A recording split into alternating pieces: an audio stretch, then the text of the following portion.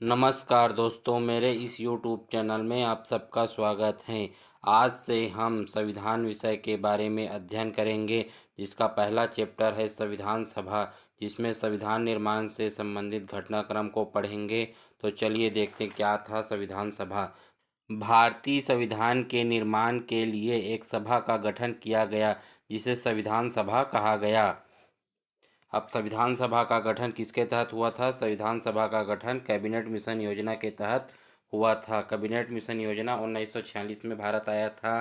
Cabinet mission योजना में 3 सदस्य थे, तीनों के तीनों ब्रिटेन के कैबिनेट मंत्री थे, इसलिए इस मिशन को कैबिनेट मिशन कहा गया। ये 3 सदस्य थे Lord Pethick Lawrence, Sir Stafford Cripps, A V. Alexander, जिसमें लॉर्ड पैथिक लॉरेंस जो थे अध्यक्ष थे। यह कैबिनेट मिशन 24 मार्च 1946 को भारत पहुंचा था।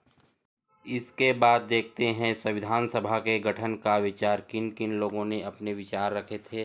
सर्वप्रथम 1934 में M.N. राय ने अपना विचार रखा था कि भारतीय संविधान के निर्माण के लिए एक संविधान सभा का गठन किया जाए।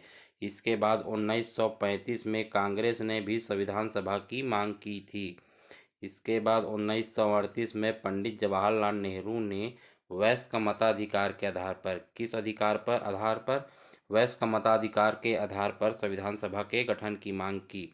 अर्थात इसमें चुने गए लोग वयस्क हो और चुनने वाले लोग भी वयस्क हो। नेहरू जी के इस मांग को अंग्रेजों ने 1940 में अगस्त प्रस्ताव के माध्यम से स्वीकार किया। कौन से प्रस्ताव के माध्यम से स्वीकार किया? अगस्त प्रस्ताव के माध्यम से। इसके बाद आगे चलते हैं, सदस्यों का चयन किस आधार पर हुआ था? सदस्यों का चयन जो है प्रत्येक 10 लाख की आबादी पर एक सदस्य चुने जाने थे। इस आधार पर 389 सदस्य चुने गए। इसके बाद दूसरा पॉइंट है सांप्रदायिक निर्वाचन। सांप्रदायिक निर्वाचन क्या होता है? सांप्रदायिक निर्वाचन में एक विशिष्ट समुदाय के व्यक्ति का निर्वाचन एक विशिष्ट समुदाय द्वारा किया जाता है। जैसे कोई मुस्लिम व्यक्ति चुनाव में खड़ा है तो उसका निर्वाचन मुस्लिमों द्वारा ही किया जाएगा, और यदि कोई सिख व्यक्ति खड़ा है तो उसका निर्वाचन सिख के द्वारा ही किया जाएगा। इसमें 3 समुदाय में बांटा गया था, सिख, मुस्लिम और सामान्य। सामान्य जो थे सिख और मुस्लिम को छोड़कर जो बाकी बचे वे सामान्य थे। इसके बाद है आगे निर्वाचन पद्धति। निर्वाचन पद्धति क्या थी इसका? इसमें अप्रत्यक्ष मतदान किया गया था, अर्थात जनता द्वारा सीधा मतदान नहीं किया गया था। जनता द्वारा चुने हुए प्रतिनिधि मतदान में भाग लिए थे। अगला पॉइंट है एकल संक्रमणी मत द्वारा आनुपातिक प्रतिनिधित्व के आधार पर। यह जो प्रक्रिया है राष्ट्रपति के चुनाव पर भी अपनाई जाती है। इसके बाद अगला पॉइंट है देशी रियासतों के प्रतिनिधि रियासत प्रमुख द्वारा चुने जाएंगे, अर्थात देशी रियासत से जो सदस्य थे वो रियासत प्रमुख द्वारा चुने गए थे। चुनाव जो है जुलाई अगस्त 1946 में संपन्न हो गया। नवंबर 1946 में संविधान सभा का गठन भी हो गया। इसके बाद कुल सदस्यों की संख्या देखते हैं तो कुल सदस्यों की संख्या 389 389 थे। ब्रिटिश प्रांत से 292, देशी रियासत से 93 और कमिश्नरी प्रांत से 4। जहां अंग्रेजों का राज था वे कुल टोटल 292 प्लस 4 थे, अर्थात ब्रिटिश प्रांत से 292 और कमिश्नरी प्रांत से 4। और जहां देशी रियासत जहां राजाओं का शासन था वहां कुल 93 सदस्य चुने गए।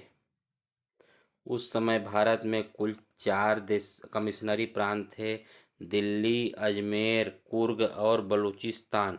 बलूचिस्तान जो है वर्तमान पाकिस्तान में स्थित है। इसके बाद भारत विभाजन के बाद कुल सदस्यों की संख्या घटकर 299 हो गई, क्योंकि पाकिस्तान क्षेत्र के जो सदस्य थे वे पाकिस्तान में शामिल हो गए।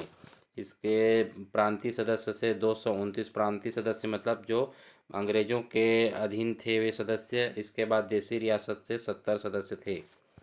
दलों के आधार पर सदस्य को देख लेते हैं तो दलों के आधार पर सदस्य कांग्रेस से 208 थे, मुस्लिम लीग से 73, अन्य दल 7, निर्दलीय 8। संविधान सभा में कुल महिलाएं 15 थी। इसमें महिलाओं ने भी भाग लिया था। प्रमुख महिलाएं थी सरोजनी नायडू, हंसा मेहता, दुर्गाबाई देशमुख इत्यादि। इसके बाद आगे चले तो संप्रदाय के आधार पर सदस्यों की संख्या। इसमें कुल 163 हिंदू थे, 80 मुस्लिम थे, ईसाई 6 थी, सिख 4, पारसी 3। इसके बाद आगे चलते हैं तो एंग्लो इंडियन 3, अनुसूचित जनजाति 6 और अनुसूचित जाति 31। संविधान सभा में छत्तीसगढ़ से कुल 6 सदस्य चुने गए थे, ब्रिटिश प्रांत से 3 और देसी रियासत से 3। तो सबसे पहले देखते हैं ब्रिटिश प्रांत से। ब्रिटिश प्रांत से पहला है पंडित रविशंकर शुक्ल, रायपुर से चुने गए थे, और दूसरा बैरिस्टर छेदीलाल बिलासपुर से, और घनश्याम सिंह गुप्त दुर्ग से चुने गए थे।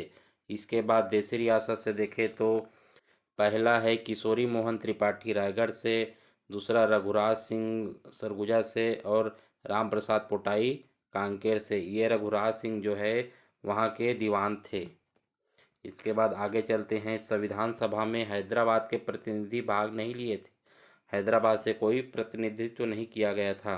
अंतिम रूप से हमारे संविधान में 284 सदस्यों ने हस्ताक्षर किए थे। 15 सदस्यों ने हस्ताक्षर नहीं किया था क्योंकि कई लोगों की मृत्यु हो चुकी थी, कई लोग अस्वस्थ थे।